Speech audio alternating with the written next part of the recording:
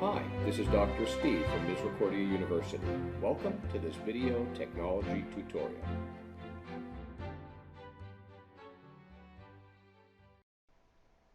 Now let's consider copying in Excel and copying with formulas. If I highlight a column of numbers in Excel and I can perform a copy, I'm going to do Control C. Notice the marching ants going around this highlighted selection. I'm going to go and select a cell where I want to begin the paste process. I can hit paste, Control V, or I can hit the paste button, and there it is. Notice that the marching ants are still here.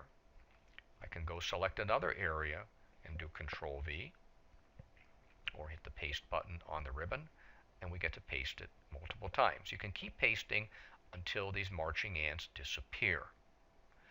Now, another way I can do this, because Excel is smart, so to speak, I can highlight a selection. I can say copy, Control C.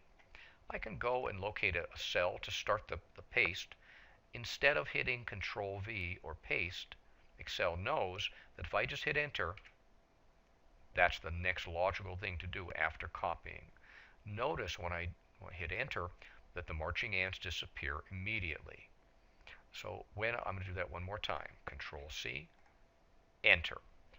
That means I no longer can paste. If I try to do Control V, nothing is happening here. I could do the same thing with a row of numbers. Control C. I can go click on another cell to start the paste process.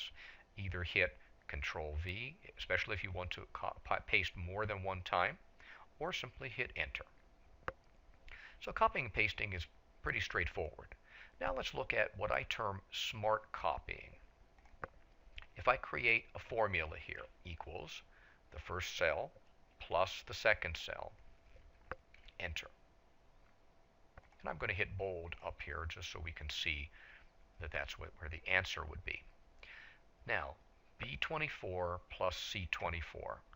Smart copying involves, I could drag the fill handle down as we did in an earlier tutorial.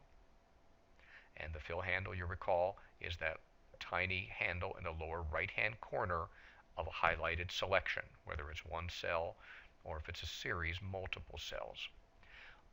Why I call this smart copying is because Excel keeps the spirit of what our intention is. And here's what I mean. If I copy and paste, I normally get an exact duplicate of whatever I copied. Now, when I look at this, B24 and C24 is very appropriate for this row because I'm in the 24th row. How about when I move down to the 25th row? I don't want to have a copy of the answer of B24 and C24. That's in this row. But notice in the formula bar what has happened. When I smart copied, when I drag this fill handle down, this now became B25 and C25. B26 and C26. It automatically adjusts all of that copying, all the formulas, to reflect the row or the column that we're in. I'm going to do that one more time.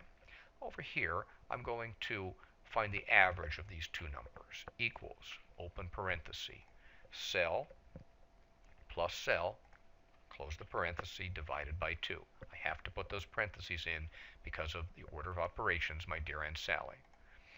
And I'm just going to put a highlight here just to show that that's the answer, that is a little bit different. Here's the fill handle. Make sure you have the black plus sign when you go right over that fill handle. Drag it down, release, and now the smart copy has taken place. F24, G24. Now it's row 25, 26, and so on.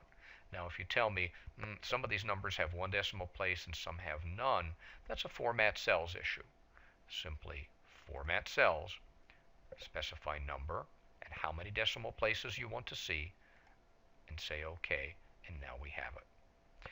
Now, just to show you we can do this quickly over time, if this was a grade book, and let's say this was quiz 1 and this was quiz 2, and then we had some tests happening here as well, and I want to find the average. Let's just say I'm going to do a straight up average. Help if I spell it right. Now I'm going to find the average by saying equals open the parenthesis. I'm going to do cell plus cell plus cell plus cell. Close the parenthesis. And now I remember that I have to do divide by the number of scores. And say there are 4 here. And again, I may just set this apart a little differently to show that that's where the grade is. That's where the answer is, if you will. Drag it down, and I can format cells and say how many decimal places if I need to do that. I can do the same thing here. Let's say I want to take the average for the class. How did the class as a whole perform in this first quiz? Equals, open parentheses, cell plus cell plus cell plus cell, and so on. Close the parenthesis, and now we'll divide by 6 because that's the number of scores that are here. Now when I look at this, again, that's a big decimal there. Maybe I want to format those cells, and I'm going to say it's a number, and I'll specify how many decimal places I want to see. Maybe this time, just to show we can do it, I'm going to display 2 decimal places. Then I'm going to put a color behind this. Now I'm going to drag this across, and now I can see the class average in every single quiz and test. In our next video tutorial in Excel, let's consider absolute cell references and also the circular reference error.